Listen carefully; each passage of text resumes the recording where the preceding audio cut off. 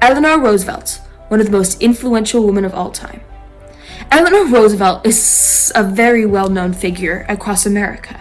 She's known for being the person to change the role of First Lady and being the wife to Franklin Delano Roosevelt, one of the most impactful presidents. She's also known for writing the International Declaration of Human Rights. But who was Eleanor actually? We know a lot about her achievements, but let's go a little bit deeper into who she was. Eleanor was born in 1884 in Manhattan, New York. She was born into an aristocratic family, and in that family, they were not allowed to express emotions. They were not allowed to hide, or they were not allowed to show if they were happy, sad, joyous, or even concerned. So Eleanor, from a very, very young age, learned to bottle that up and keep it to herself. Her mother was very harsh on Eleanor and openly mocked her. She would call her grandma for her serious demeanor. Eleanor's father, on the other hand, was quite a different story. Eleanor's father was very fond of her and loved her dear, and Eleanor the same to him. They loved each other and were very fond of each other. Eleanor's dad was actually the brother to Teddy Roosevelt, the governor of New York and then later president of the United States. So Eleanor's family always had some political connections and knew what was going on in the times. Eleanor's mother died when she was only 8 years old of diphtheria, which left Eleanor to her grandma because Eleanor's father had addiction problems and was an alcoholic. He went off to an asylum in another country to recover. Then, just 2 short years later, Eleanor's father also died of alcoholism. So that left Eleanor orphaned at 10 and left to her grandma. Then, at the age of 14, Eleanor went off to a boarding school in London, where the headmistress there changed her life and taught her to be a leader. She taught all of the girls there to be leaders and wanted them to grow up to be prosperous women. The headmistress was very fond of Eleanor, and Eleanor was very fond of her. They often went on adventures together across the countryside. Then, a few years later, when Eleanor was 19, she met her cousin, Franklin Delano Roosevelt, and her met. They had only met one time when they were young and didn't remember the engagement. Franklin was a dashing and handsome Harvard student, and soon after they met, they fell in love. And I should mention that Franklin was her 5th cousin, once removed, of course, but they were still somewhat related, which is why Eleanor never had to change her last name. They were engaged when she was 19 in 1903, and 2 later they were wed. They had 6 children together: Anna, James, Franklin Jr., Elliot, and another Franklin Jr.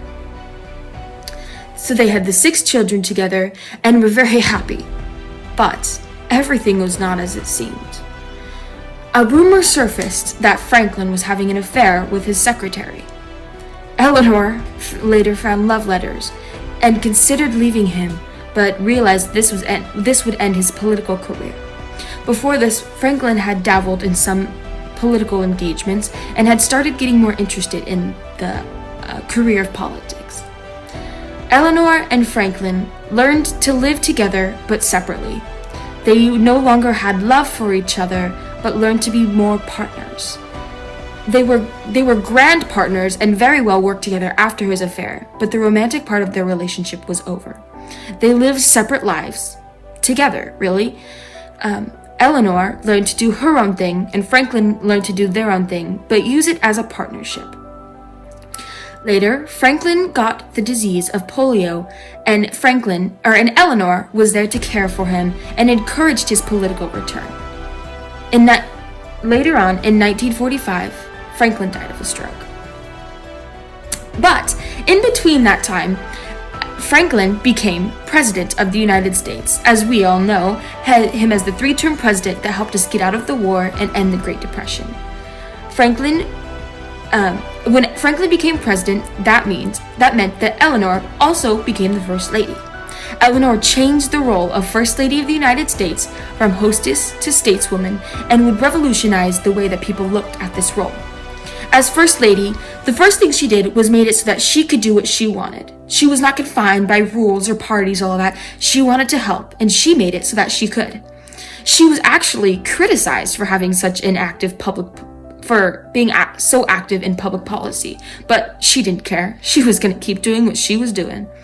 As First Lady of the United States, she also was the first one to pioneer the use of mass media to communicate with the people, so the people actually knew what was going on. She very well connected with the people and felt like she knew them, and they felt like they knew her, and this was especially prominent after the Great Depression was over. During World War II, Eleanor went to the front lines to support the soldiers in World War II. She wasn't afraid of getting dirty. When most first ladies before her would have stayed home, she went out, took a look at what was happening, and tried to help out. During World War II, Eleanor also honored the fallen men and women by going to Arlington National Cemetery and watching the burials. Eleanor's was Franklin's ears and eyes when he had polio. She very much noticed others and was the person who noticed everything, but she never liked others to notice her. She wasn't very fond of the spotlight and liked to work from the shadows. The people of the United States also viewed her as someone who they could connect with and actually saw them, not just some political person sitting up high and mighty in their chair, but someone who actually saw them and cared for them. After Franklin was out of office and she was no longer First Lady of the United States, she still was a very active figure in politics. And one of the things, she wrote 27 books as well. And also, President Truman wanted her to become a delegate for the United Nations Assembly, which is a big deal because she would be one of the people representing America in this. She was the one who chaired the committee and drafted and then passed the Universal Declaration of Human Rights. So Eleanor was a great human rights person and believed everyone should have rights. That she considered was her greatest achievement, was writing that declaration. Then, in 1959, she had her own public television show that she used to connect with the audience.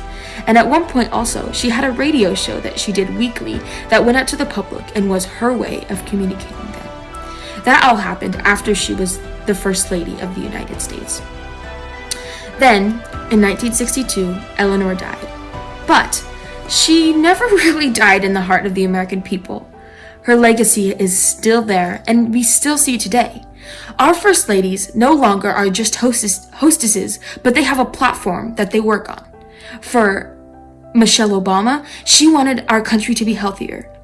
For Melania Trump, it was her program of Be Best. So every First Lady now has something that they work on. They have some program that they want to achieve and help the American people. They still do host parties and stuff, but the role was revolutionized, and that all started with Eleanor Roosevelt, who wasn't afraid to get dirty. Eleanor Roosevelt was one of the most influential people and one of the most influential women of our time. And here's a few fun facts about her.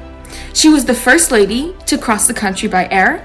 She was the first lady to hold a press conference. She was the first lady to have a daily newspaper column, and she was the first lady to have a weekly radio show.